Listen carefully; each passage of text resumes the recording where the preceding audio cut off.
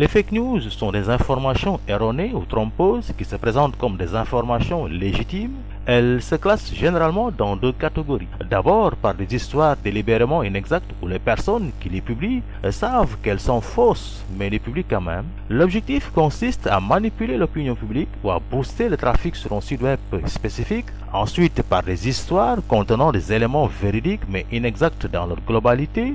L'auteur n'a pas vérifié l'ensemble des faits ou a exagéré certains aspects pour soulever un point particulier. Le phénomène des fausses informations n'est pas nouveau. L'expression fake news était déjà employée au 19e siècle, mais Internet et les réseaux sociaux ont transformé la création et la propagation des fausses informations. Avant Internet, les gens lisaient les actualités dans des journaux fiables et les journalistes respectaient des codes de pratique très stricts. Internet a engendré de nouveaux modes de publication, de partage et d'accès aux actualités et aux informations avec peu de normes de réglementation ou éditoriales. Nombreux sont ceux qui accèdent aujourd'hui aux actualités par les réseaux sociaux et autres sources en ligne, mais il n'est pas toujours facile de démêler le vrai du faux. Les fake news diffèrent selon la motivation de leurs auteurs.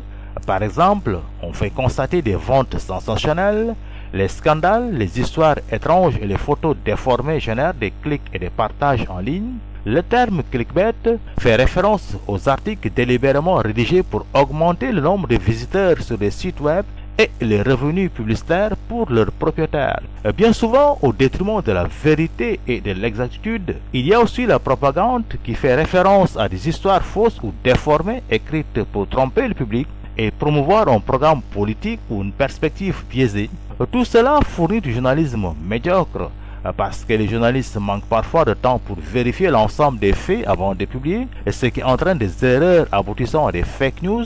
Toutefois, les sources d'actualité fiables corrigent les erreurs dans les articles qu'elles publient et font preuve de transparence auprès des lecteurs en cas d'informations erronées. Il arrive qu'une histoire soit tout à fait véridique, mais qu'elle soit associée à un titre choc ou trompeur utilisé pour inciter les lecteurs à cliquer dessus. Et ceci peut générer des fake news puisque généralement seuls le titre et les courts extraits de l'article apparaissent sur les réseaux sociaux où ils peuvent rapidement se propager. Les fake news se propagent souvent via les sites web d'information qui, dans leur quête de crédibilité, imitent souvent les sources authentiques d'actualité. Et selon plusieurs études, les réseaux sociaux contribuent à la propagation rapide des fausses informations, plus rapide encore que pour les informations légitimes.